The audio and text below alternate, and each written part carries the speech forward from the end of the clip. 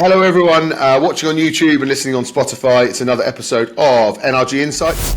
I think if you don't have a culture right in a business, then you got a real uphill struggle, because the strength of any good business is the strength of its people. And together, and in our world, in sales and in specialist lending, it's all about relationships. So you need to, individuals at work need to be confident, happy in the right space in order for them to deliver that space moving forward. So that culture and how you embed it and how you listen to your staff is really, really important. We have regular surveys together where we listen to staff. We're very open. How I am talking to you is how, we share a lot of things. Yeah. There's no blocks on sharing feedback or anything like that, and I think that's the best way. And we were talking about this earlier on about transparency being really important, because no one ever, you want to be able to know why your little cog is important to the business, don't you? So you'll feel part of it, and if you don't know, like if you're insular and you just do that bit and don't worry about that bit, then you never really understand, you never really appreciate what the business does as a unit. Yeah, absolutely, and we call that together playing your part. And we really, we've worked on how our objectives have changed from having sort of 10 objectives to sort of aligning it down to a lot less, so that you can really focus on, and you can really see how you can play your part. But you're right, it's no good in just knowing the here and now what you're doing. You want to know, how is this contributing to next year, to the strategic plans of the business, to the 5-year plan? What's my 10-year career? I work quite significantly with individuals on PDPs. It's one of my little obsessions. Yeah. And part of having a plan for your own career is knowing the journey that your company or industry is going on, so that you can help map that career out. If you don't know what is occurring next year and the year after, you can't be fully invested. You can't have a plan yourself. And if you can't have a plan yourself about where you're going, you probably can't achieve your smaller goals. So for me, it's all connected.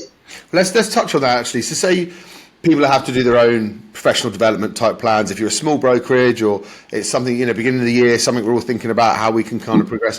What are the things you look for? What do you ask people that kind of help them think about what it is, where they need to be, how they're going to get there, and to achieve the things they want? What's your kind of starting point, and where do you go with it? Yeah, it's really interesting, because the first thing that people struggle with is the answer to that question, where do I want to go? Because sometimes people say, well, I want to develop and I'm not quite sure how. So that's the first thing that individuals need to get their head around, is to make sure that they have got access to different departments in their company, or if you're a broker and you're in residential and there's a buy-to-let section, you need to shadow those people. Or understand it. You just need to understand the options that are available to you. And I would start with looking at the job descriptions of the positions or jobs that you want to access, and have a look at the skills. You have to be able to have a look at the skills that you've got objectively. Yep. So that requires feedback from other people. Yeah. And then you have to look at the skills that you need to develop, be it a broker with broader skill sets or an individual that works for a lender. And you have to be honest and say, okay, those are the skills that I need to work on. And then you need to go and get help with working on those skills. So that could be in the form of training, in the form of reading, in the form of listening, in the form of shadowing. But you need to map out your journey on how you will improve yourself with those skills, and then how you're going to demonstrate it as well, because you have to be telling people that you want to progress or you want to change. There's no good in being a resi broker and just not telling anyone you want to get into specialist. Yeah. Then you got to start articulating it. The same as in your job. If you want to do something different or more, you've got to articulate it. Again, probably going back to that allyship point, where you've got to have people on board who know. And you've got to be patient as well, because these things don't happen overnight. You can't just look at development, have a 4-week plan, and then boom, it happens. People forget that growing exponentially from a head count also grows the problems exponentially, and they're not ready for that, I generally find. You're better off growing. Well, no, because most of them are business. Most of them are managers previously as well, are they? They're mortgage brokers. So actually, that extra 10 headaches, you don't realise how much more of a headache that is. As an industry, we're very poor managers. Mm-hmm. And that generally, that's probably one of the other reasons why the sector doesn't grow particularly well, because we don't know how to do it. We don't know how Do you to think that's grow just it. because most of us haven't come from a corporate background where we had a management structure? Because you get guys coming out of banks that are okay a bit. It's very different running a small business than it is to running a bank. It's a lone wolf industry. Very fragmented, very disenfranchised, very one man in his shed kind of arrangement. Do you think that's getting better though? I do feel like people are getting closer. It will get better when you get rid of my generation. Come on, nearly there. How long we got? We are that generation, as I said. We were the first ones, boots on the beach back in 1991, and And part of the problems of the industry now are our fault, because we didn't really set the industry up very well at the start. We just kept going to get through. I think it was more that there was a low bar to get in, and there was no real need to increase the bar. Do you know what I mean? I don't think that's the people in it. Like, you're not gonna try and increase something where there's no real need to, because you're still flogging mortgages, aren't you? It's not. But I know what you mean. It's a strange standard in the industry. Yeah, the whole thing could do with a bit of a reset and do it properly. And the problem is that because we didn't really address some things earlier on, then we end up like that lender system that actually we'll just stick a plaster on it to get through another 12 months, rather than just rebuild the system, make it fit for purpose, and give us. Do you not feel like the consumer duty and that kind of thing is edging towards that, or is it just another ball ache that people forget about in a short space of time? Or I think they're trying. That's what my point is. Listen, we shouldn't ever whinge about regulation. It's there for a reason. It's the price to be able to trade on a daily basis. That's all regulation is. You shouldn't be scared of it. If you're scared of it, then maybe you're the regulator. So yes, it is a ball ache. We have to tick the boxes. The moral compass sometimes of certain parts of the industry or society as a whole. You're never going to be able to address all of it, Marcus. There's always going to be rotten apples at every level, in every sector, in every part of society. So we have to absorb that. But the risk with compliance is it becomes the lowest common denominator, and the assumption is that we're all bad apples. I think if the regulator maybe focused a bit more on quality control rather than process, we could probably dilute and tone down some of the compliance. But until that point, it's just the nature of the beast, isn't it? Like a process is not. How do you improve the process? Like, how do you? Because that's a compliance issue, isn't it? It's just process actually isn't really the problem. Process is the result of the advice process. That you see a client, you put the client on the conveyor belt, and you go through various stages towards the end. But if you get that very first bit wrong, if the person that's giving that recommendation is wrong, then the process is wrong. It's that. There's a very good sketch that Peter Cook once did on Clive Anderson's show, and his job was he was a biscuit taster. That was his job. And Clive Anderson said, well, what does that involve? He goes, well, I sit in a conveyor belt, and then I'll taste the biscuit. If that biscuit is all right, I'll let another 4 million go through. That is compliance. That's regulation.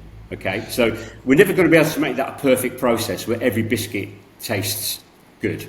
But we can maybe work a little bit more on the front of house side of things, whereby we can remove certain aspects of the culture of the industry.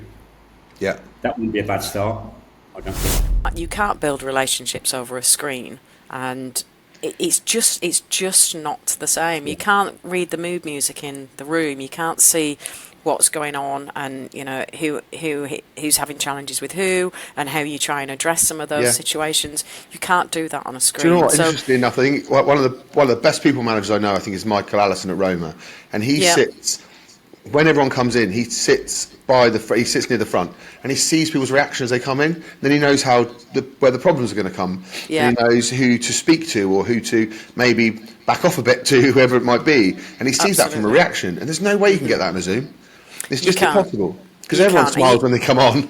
Yeah, That's, of course they do, and they're not going to say, "Oh, do you know what? I'm having a really bad day today. This is really rubbish," or whatever. And you don't then get the camaraderie around. What did you see that? Did you watch Traitors? yeah. Oh, what do you think about her? And, Yeah. And I can actually hear do some of this. I do think that we probably, well, stats-wise, because we're hybrid as well, so I'm a bit hypocritical saying get everyone back in the office, but we do probably send more CVs from home, which is bad because we do tend to talk, but we don't collaborate from home.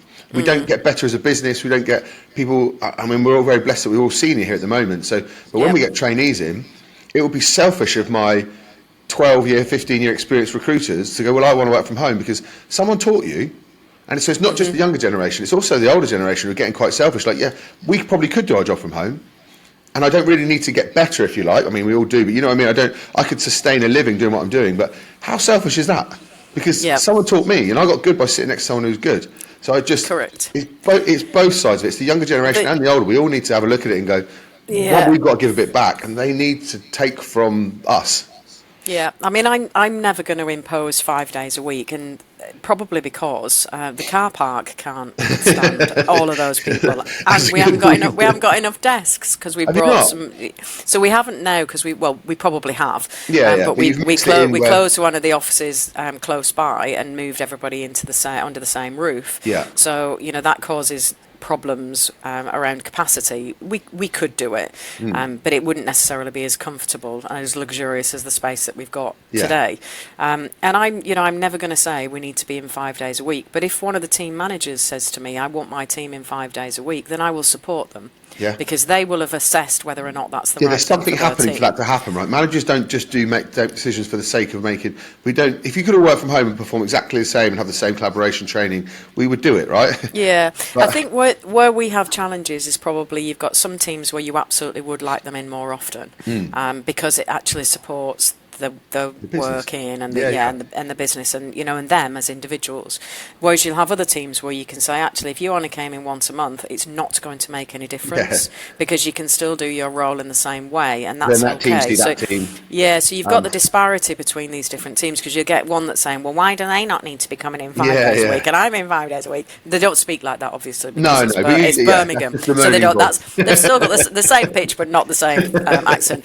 But you'll have those different people suggesting different things that and you kind of, it shouldn't be for us to have to explain why you've got these differences, but you do, because then they can understand exactly that. And also, people don't look at things as like a business critical outside of my job thing, do they? If you're comfortable in your job and you want to know why my job isn't easier by working from home, as opposed to understanding that Paragon needs you to do this because this happens. Not everyone sees the bigger picture, do they? Which is fair. And they do tend to, like, the manager of the future can see it, but not everyone is a manager of the future, right? No, absolutely, and nor do they want to be. And it's fine. And some people are very comfortable working from home, doing what they always do, and that works really well from them. And we need those people within the business. We can't have 160 high flyers, because that doesn't work. You can have your world's best plodders are probably better than some of the people that are high flyers. Because they come and do the job you need them to do.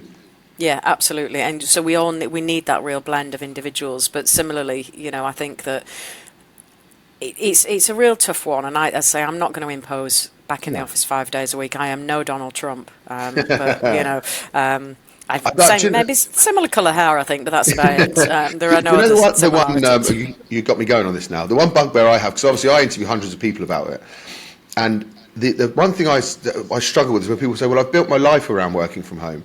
And I'm like, what do you mean by that? Because it's a 20-minute commute to the office.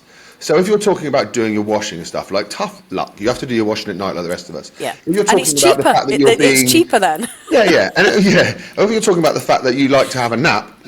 What are you building your life around that isn't this 20, 30 minutes in between each end? If you mean you're going to the gym at lunchtime, but that's not really building your life around something. What you mean is you're more comfortable, dear, but I bet. But if it's a product, you're not as productive, because you've added something to your life that isn't work. And unfortunately, we're paid in the day to get our job done. Yeah, we have conversations. I got a dog during lockdown. Oh, super. As Look at you. recruiters, I think that's, as yeah. recruiters, we just want to start when they go. I moved out the city and I bought a dog who's now got anxiety. I just put the phone. I can't deal with it. So I just go, that's brilliant. I think that's fantastic that you've added something to your life. I think that's brilliant. And you're going to add to the workforce by employing a dog walker. Yeah, exactly. And your dog will be really happy to see you when you get home in the evening. I always say to people, have you ever considered the dog's got anxiety because you won't leave it alone? Yeah, not for us to analyse that one, I don't think. But these things, and I had a child during lockdown, and now I need to take my child to and from work. I worked full time when Erin was when she was first born, and as I say, I took a little bit of time off. But then she went to school, and we did wraparound clubs because both my partner and I were both working, and that's just what you did. And we've had the luxury of time where we've been able to spend some quality time with our children. I think that's amazing. But how do we adapt that now to make sure that actually we're doing everything right? And there is, there is an element. I do kind of get it when people talk about their work-life balance. I think we've got the balance wrong.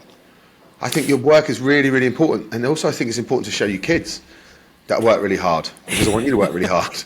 Yes, exactly. Because I don't want you to have to rely upon me forever. Thank you for everyone listening and watching. I appreciate your time.